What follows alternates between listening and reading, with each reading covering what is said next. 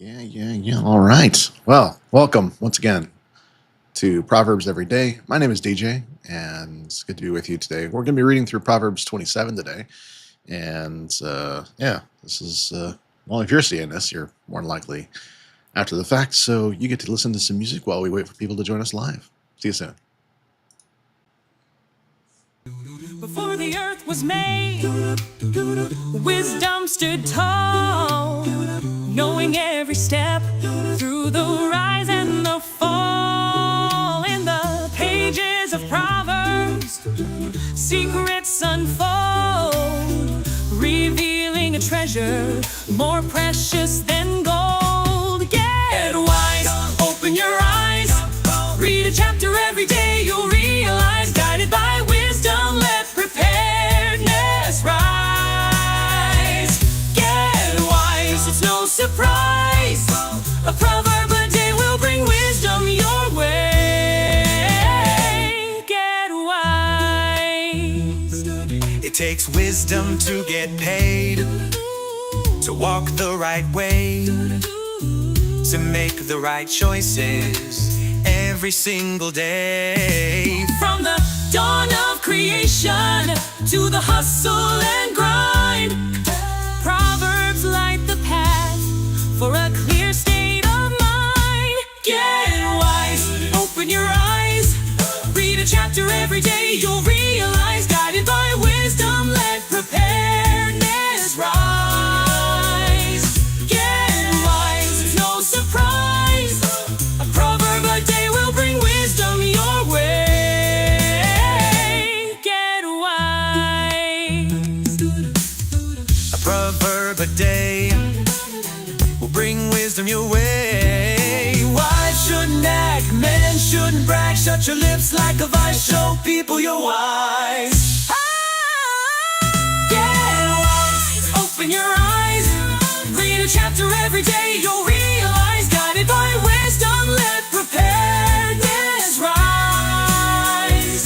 Get wise, it's no surprise, a proverb a day will bring wisdom your way. Get wise. In every verse, there's a lesson to learn, a spark of truth in every turn. So take a moment, let the words sink in. With every chapter, let the journey begin. Get wise, open your eyes, read a chapter every day, you'll realize, guided by wisdom, let preparedness rise. Get wise, it's no surprise, a proverb a day will bring wisdom your way. Get wise. So grab a new version of the book, every month a whole new look, reading a chapter every day, let the words of wisdom show you the way. Before the earth was made. That one went short, but that's all right. Hey, welcome everybody to Proverbs Every Day. I'm going to do a quick prayer for you, and then we will be jumping in right here. All right. Father God, thank you for another day. Thank you for all the things you've blessed us with. And Lord, today, just a special prayer of thanks that some things are coming together in my world. So I just praise you for that. And Father, I just ask that those within the sound of my voice would be able to discern wisdom and to grow from what you have for us today, that we may all be inspired to bring others with us on this journey. So Father, we give you praise and honor for that. In your Son's name, amen. All right, let's do this. It's time for Proverbs every day.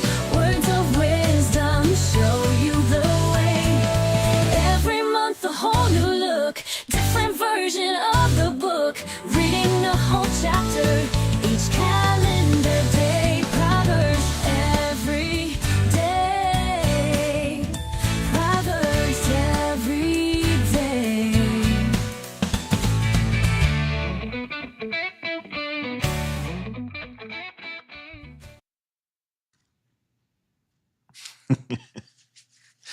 On my list sometime this week is to try and do something better for that intro. One of these days, I want to take some time and figure out something. I've got something in my head, but it's so difficult to make that a thing. And so I'm not really all that great at video editing, if I'm being honest. I get overly concerned about things, and so I tend to make it more complicated than it needs to be. So one of these days we'll get it figured out. But until then, we're just kind of making it happen. So, actually, some other things that I'm going to be trying here soon. Uh, but yeah, we'll get into that. We'll get into that. Proverbs 27. We're reading from the Holman Christian Standard Bible this month. And obviously, it's the 24th when we're recording this, but the 27th, just so we can get all 31 days in and hopefully do so in a great way. Hopefully it's been enjoyable for people. I hope so anyway. But anyway, Proverbs 27. Don't boast about tomorrow, for you don't know what a day may bring. Yeah, that's right out the gate. you, you don't know. Let another praise you and not your own mouth, a stranger and not your own lips. There are just things that are just wisdom, and they're just like wisdom bombs, and that is definitely one of them. Actually, for me right now, this is something I'm really trying to focus in on about setting up opportunities for that and making it so that I'm not seeking my own praise. And if praise is due, okay, great, but it's not me doing it. That sort of thing. I don't want to be promoting myself. I want to be promoting you all. I want to be promoting the successes and great things that's happening in your world. That's what I really want to be doing. But mechanisms are coming. I'm feeling it. It's getting closer and closer. It's good stuff. A stone is heavy and sand a burden, but aggravation from a fool outweighs them both. Fury is cruel, anger a flood, but who can withstand jealousy?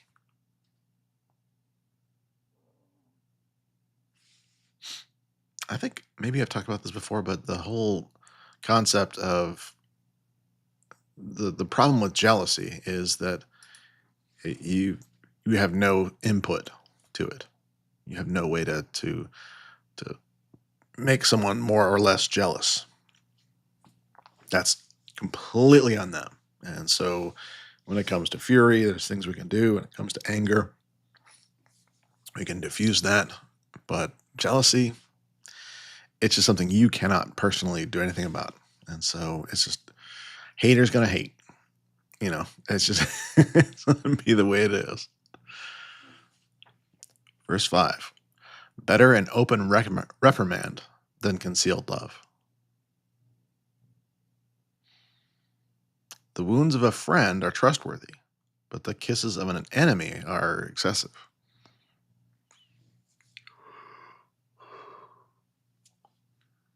Wounds of a friend are trustworthy. It's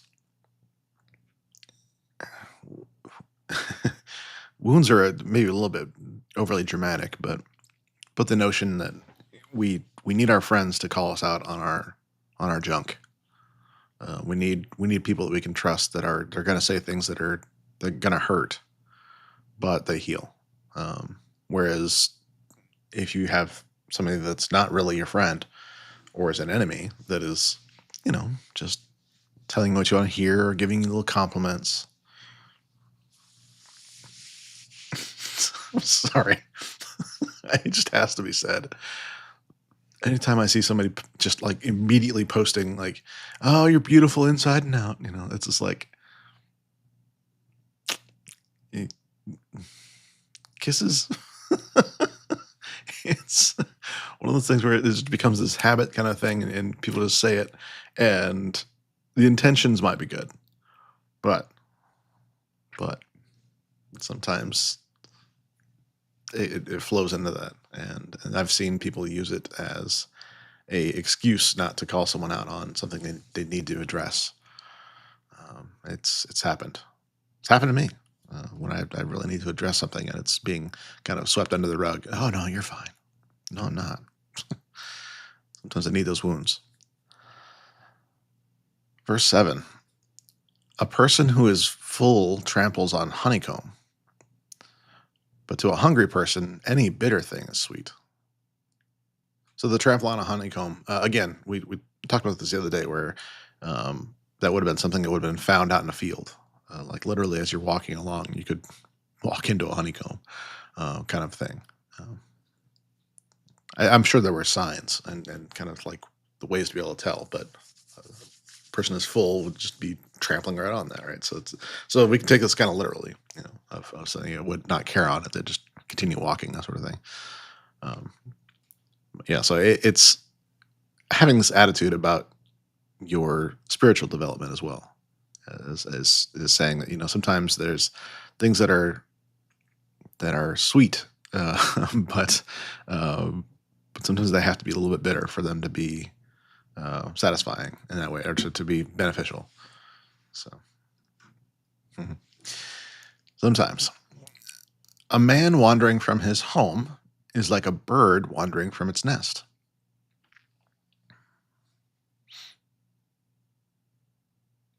Oil and incense bring joy to the heart, and the sweetness of a friend is better than self-counsel. The footnote is in that. So the footnote reads, heart, but the soul is torn up by affliction.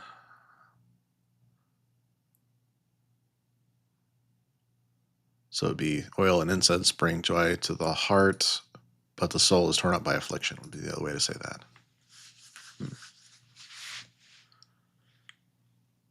Weird.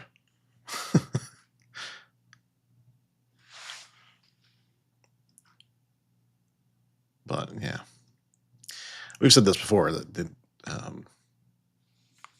only reflecting to yourself or keeping things to yourself doesn't really get you where you need to be. It really is finding those people that you trust, that you can be open and honest with.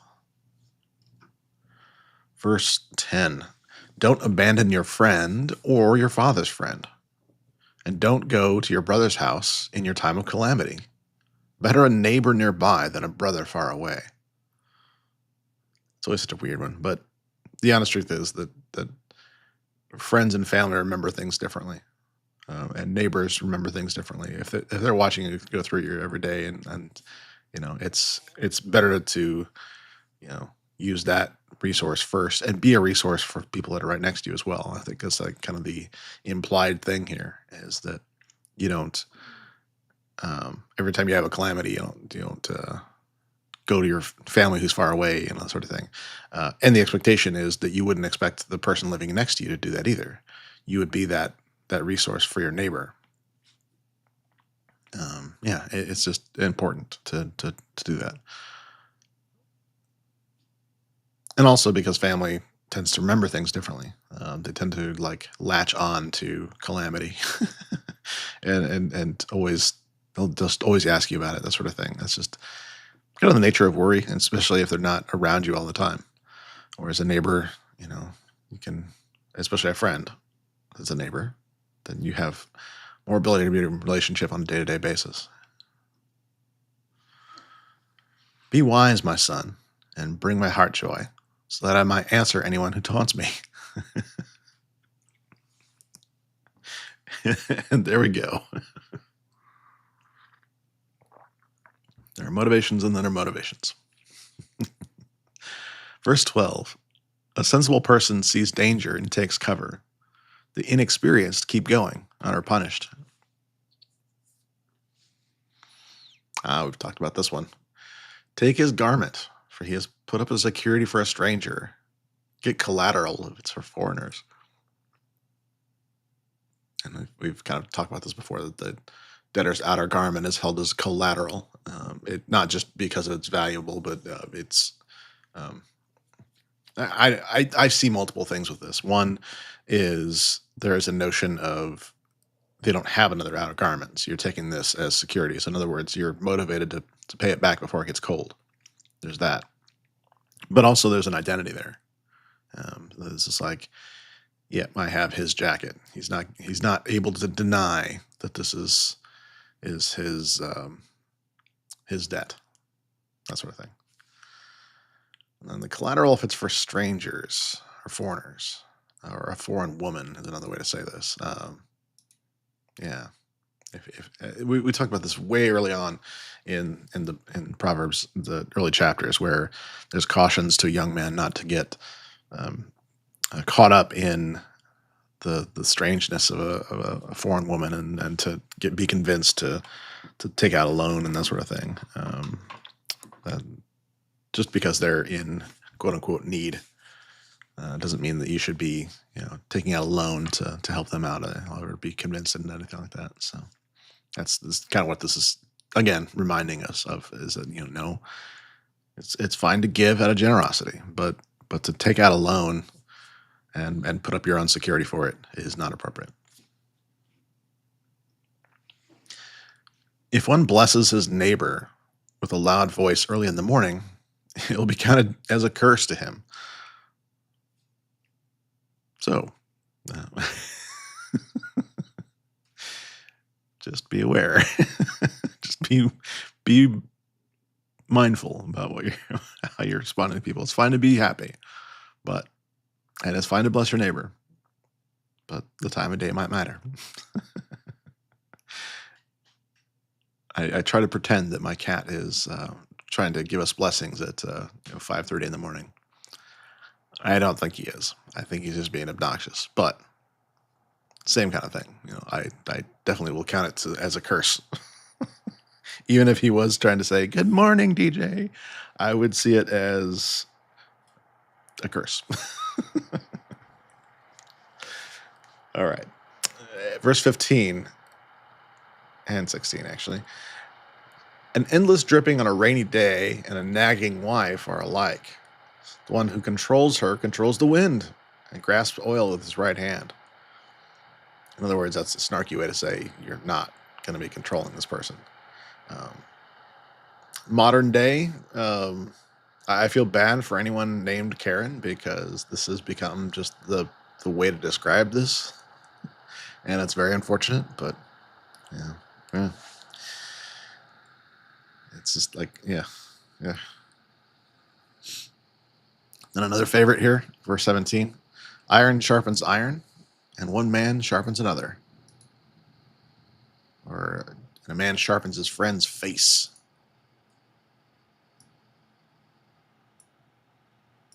Such a key. It's not pleasant sometimes to think about, like a piece of iron grinding against another piece of iron.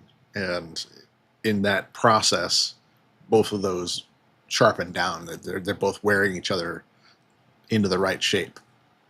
And so that's why we say iron sharpens iron, is because you can actually just have them, have them both sharpening each other, or molding each other. And that's really, really key.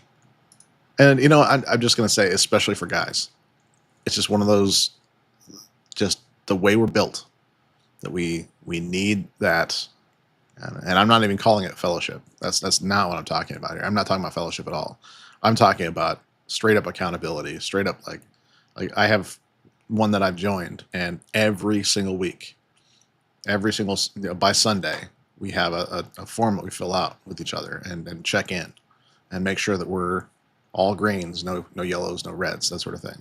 And if there are some there, then we address it and we say what's up, that sort of thing. And we do life together. We really dive in and don't just be a collection of fellowship at that point. It is really just challenging each other, and making each other better, and giving opportunities for that. It's really, really key. So if you are at all interested in, if you're a Christian guy and you're interested in that sort of thing in your life, let me know, and I can get you connected. We can see if it's a good fit, or if there's another thing that's a good fit for you. But don't just assume you're okay because you go to church. Don't just assume you're okay because your church has a men's group. That's not what we're talking about here. Not at all. Actually, I think that's all an assumption. This is diving in deep. Verse 18, whoever tends a fig tree will eat its fruit. Whoever looks after his master will be honored. As water reflects the face, so the heart reflects the person. Another great one right there.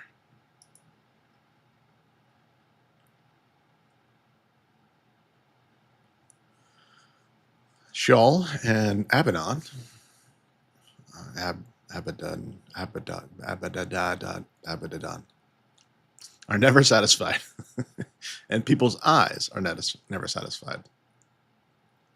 And so there's endless amounts of room in hell, basically, or the netherworld, or the place of longing, as they're described. Those are not, they don't have a capacity limit. And likewise with people's eyes. Whether that means that there's just never an ability to be fully satisfied. Oh, I'm getting frustrated, but there's nothing I can do about it, kind of thing. Even on professional platforms. I mean, it's one thing to like go on Instagram and see this sort of thing, but a few years ago there was this notion of not being unrealistic with what women should look like and that sort of thing, and there was an appropriate campaign about that. It was saying, "Oh, look, this is kind of ridiculous. Why are we using Photoshop and whatnot to make models into this unattainable kind of a thing?" Well, I'd love to say that that's gotten better. It's gotten so much worse because now we literally have characters being drawn out of thin air with all these AI tools and things like that. And so it's one of those things where it's like when we say people's eyes are never satisfied, that's just something we have to be aware of. That is the nature of the world. That they're always wanting that unrealistic thing that needs to be better, and it's never good enough. But I'm just going to say this right now: you are good enough. Because if you are created in God's image and you acknowledge that, then your appearance doesn't really matter, does it? And that's what the other verse said right there, is that water reflects the face and the heart reflects the person. It's not really about your appearance. It's not really about how you, and it doesn't mean just like whether you're attractive or not. That's exactly what I'm talking about here. Your lifestyle, whatever people see about you. That might not matter as much as the way the heart is reflected in you. You know, the way your character comes out. That's what's really important. And that's really what we need to focus in on. And that's really what is available to us in not just like reading scripture and promising to do something about it, but honestly being that character or person that wants to have those changes made, that wants to be cleansed and knows that they can't do it, that knows that there's only one true way, and that is by having Jesus come in and actually purify your heart. So now that is what's reflected. So it's not you. People's eyes are never satisfied. That means that that's never going to be something that the people are going to be able to just magically give you permission or whatever. This is not going to happen. But that's not important. What is important is that we are transformed, that we are people that are fully embracing kind of what salvation means, and not just having it as a feather in the cap, but actually having it transform us and having a difference right here, not just in heaven. We don't get saved just to go to heaven. We want a transformation here. We want to be better, and we can't help but be better. I hope that's helpful to you. I was like, that's a lot for a Monday, I know. Yes. Verse 21, a crucible for silver and a smelter for gold, and a man for the words of his praise. A man for the words of his praise. Okay. Another translation says, or another way to look at this is, a man is tested by his praise. That actually makes more sense to me. And again, we've talked about this before. The crucible and the smelter, it's heating things up. It's making them absolutely miserable in order to kind of get the impurities away from what is pure. And so that's the way that's done. And again, this is the way nature is designed. This is where God just made things is for these processes, right? And so it's no different with us. We need to be people that are ready to be put in the crucible a bit, to be have a hard times of the world. Those are the things that you say make or break, or whether you rise to the occasion or you are just surviving the occasion, which is it going to be, and that's what this looks like, is to have those constant tests, so we can actually be more and more, I guess you could say, purified, in that, in other words, that we are who we say we are. We are people of character. Conversely, verse 22, though you grind a fool in mortar with pestle among the grain, which clears it out, you will not separate his foolishness from him. In other words, be mindful of your effort with those sort of things. If somebody's not really humble and approaching you with a notion of wanting that iron sharpens iron kind of thing, then you just grinding against them, trying to make them change, is not really going to have any kind of impact on you.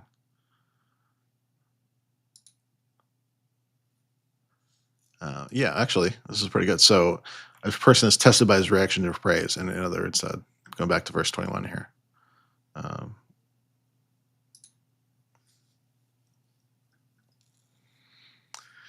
Well, let's get going here. I'm not even done yet.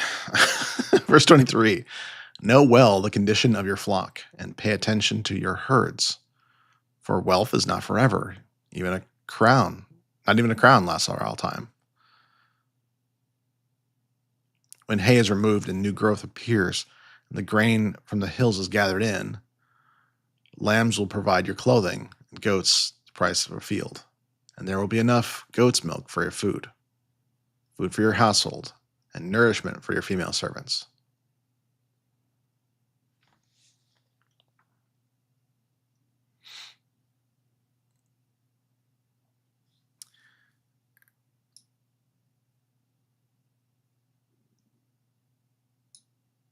Just such a key here that we're not promised tomorrow. Obviously, that's just not something that's here, right? We're not given that automatic, oh yeah, you're gonna be fine here. No, we're not given that. But also, we are charged with, if we have been given certain things, or we have certain things to take care of, we are now a steward of those things, right? We're to be a wise and faithful servant. We need to be caring for those things. We need to be not just assuming it'll all be fine. And that this misused quote of God is in control. Yeah, that's very, very often misused in shirking responsibility for these kind of things. If you're in a hard financial situation and you say things like, "Oh, God's in control," yeah, that's a given. But the problem wasn't that, was it? If we're being honest with ourselves, our inattention is at fault. And there's nothing we're guaranteed, or nothing we can. There's not a scarcity. It's not like there's a finite amount of wealth in the world. It's something that continues to grow, right? And so, but our ability to have it is not forever. That's not something that we're told. Actually, right now, right here in verse 24, it literally says wealth is not forever. But the key here, when hay is removed and all the growth appears, everything's gathered in. This is the result of preparedness right here.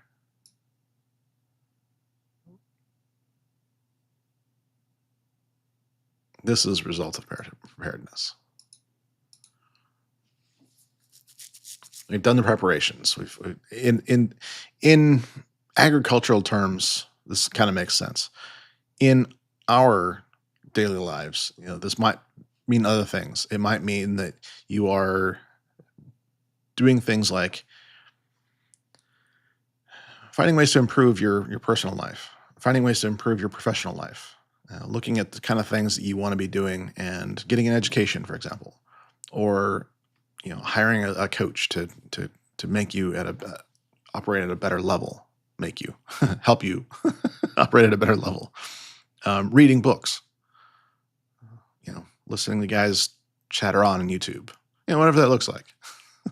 But you're investing, and you're expecting a return because that's what's going to happen. That's the way that nature has been set up. The wisdom that was before nature was created was right there. That's why this all works together. So we know that these investments are not a waste of time because we see the results. We see that the grain coming in, I guess you could say, or the fact that we've cared for the lambs and now they're providing wool, they're providing clothing. There's all these things that help us to be prepared for the future. And another thing to catch here is this food for your household. In other words, it's not just about you. Now it's about providing for others, for your family, for those that are in your realm, I guess you could say. And it's above and beyond that. It's one of those things where it's just like seeing, well, specifically in this example where it says nourishment for your female servants, it's also calling out a need for responsibility. It's that it's not just about you. That you wouldn't have if you're successful enough to have people in your household that are above and beyond just your blood relatives, then that kind of implies that you are now charged with being responsible for the finances of that and making sure that they're provided for. And so that's above and beyond just simply, having a bunch of. This is not talking about inherited wealth. Notice that. Even though that these are advice to a prince that will be king in a lot of these examples, that's not the attitude, is it? Not at all. It's you're going to get out there and work.